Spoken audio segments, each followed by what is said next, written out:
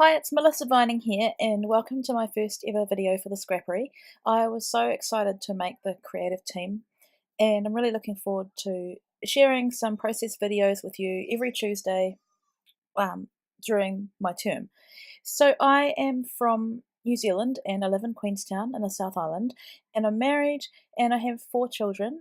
We have a 9-year-old son, and we have 3 daughters who are 7, 2.5, and we had a new baby girl 2 weeks ago today.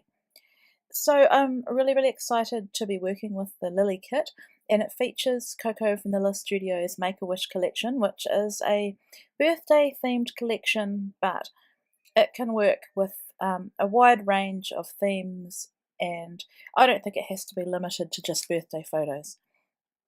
So here I had thought about using this exclusive piece of wood veneer in the kit, and it's kind of it's like the colour of cardboard. So I wanted to change it up and paint it white, so that's what I started to do here.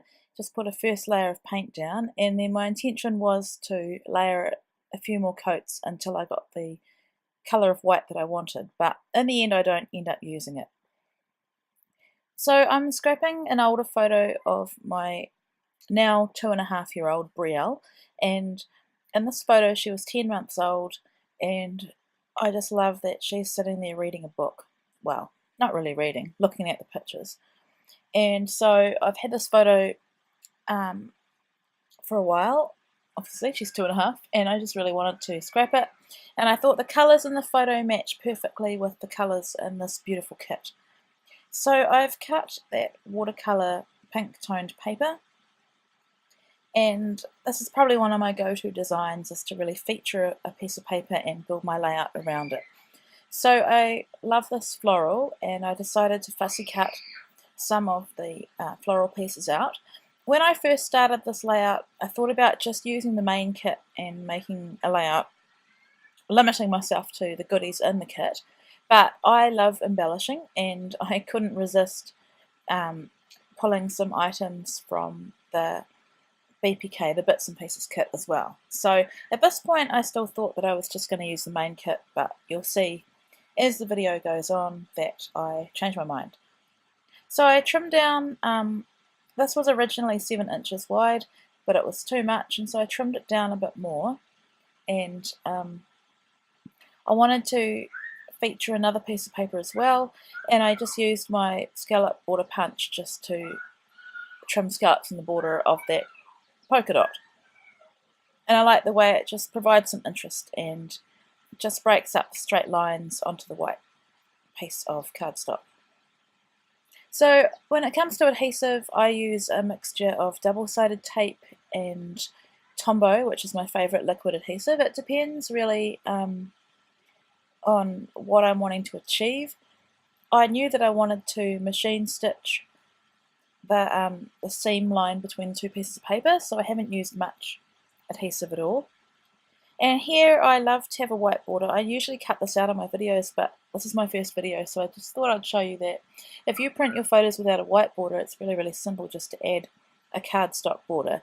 And I like doing this. I've been doing it for years now, and I do it because it provides some visual separation between the paper layers, and if I were to build more layers underneath my photo, I would want the separation so it doesn't all just blend into one. So that's my reason for doing that. I love the doilies that were now included in the kit. I've loved doilies for a long time, and I like that they also help break up the straight lines that I've got. So at this point I was thinking about doing some mixed media on the background. Because I'm not sure, I'm just working on building my clusters around my photo and doing it in such a way that I'm not adhering anything yet to the main cardstock background. So I'm just building up my layers, and I love the tone of the wood veneers in the Make-A-Wish collection. That is beautiful. So that little strip of blue was an offcut from using my border punch, and I loved how it looked, but it wasn't thick enough and it was a bit uneven. So I've just gone and cut another one here, and it's a beautiful bluey green floral. And because it's so thin, I'm just using a strip of Tombow, just liquid adhesive, just to glue it down. And later on I'll stitch along there as well. So when I make my layouts, I haven't really pre-planned this one. I knew that I wanted to do some fussy cutting, I knew the photo I wanted, the paper, and that I wanted to feature that doily. Otherwise I'm just really going with the flow and seeing what works. So it's just a case of playing around. See, I thought about calling this layout Beautiful Reader, but I couldn't really make the beautiful work, I think, because it was so big. So I will put it aside, I will continue painting it, and I'll save it for another project. So this needed something to tie the two sides of my background together. So I'm just adding some Heidi Swap Gold Colour Shine. That's my favourite colour of Colour Shine. And while that dries, I'm just wanting to add some foam behind my photo just to pop it up. And I just get this fun foam from Warehouse Stationery here in New Zealand. I think in Australia you can get it from Spotlight. I haven't managed to see it in our local Spotlight, which is a couple of hours away from where I live, but I'm sure you can probably get it in the bigger centres in Spotlight as well. And it was $4, there's less than $5 for 10 sheets, so it really is a good saving, and that adds a good amount of dimension. You could double it up if you wanted a bit more. So I've just used a mixture once again of double-sided tape and Tombow just to adhere it, and now I'm happy with the placement of that. So now is the fun part of adding extra embellishment. I've popped up that fussy cut flower with a little foam dimensional from Stampin' Up. And at this point I have gone into the BPK and pulled out the vellum shapes, and so I felt that the layout needed something to balance it on the bottom left, so I've added that little chevron arrow and this bigger wood veneer heart.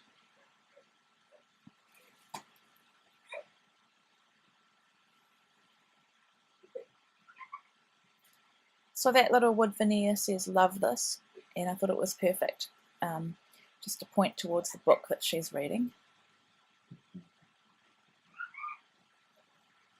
And I've just popped another dimensional behind that fussy cut flower.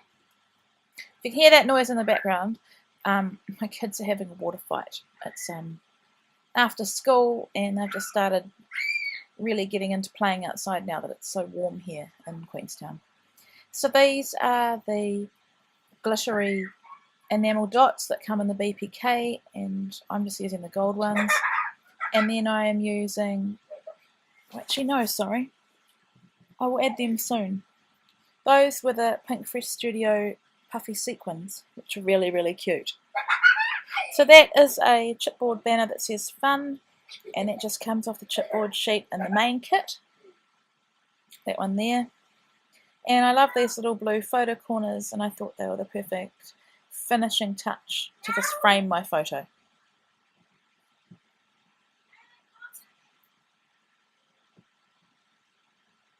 I just had to add a little bit more adhesive behind that doily.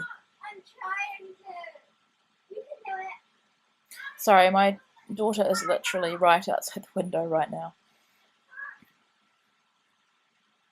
So there's so much in these kits. Could make so many layouts. So here I'm adding those little gold glittery enamel dots, and if you know anything about gold, it's really hard to photograph, so it's probably not really a true reflection of the colour, but you get what I mean. So I'm using these Amy Tangerine Alex stickers, and I'm just calling this layout Read because that's what she's doing, and I liked just having that title off to the side. So I add an extra adhesive all the time to my thickers, unless they're foam, because I don't trust that they'll stay on my layout.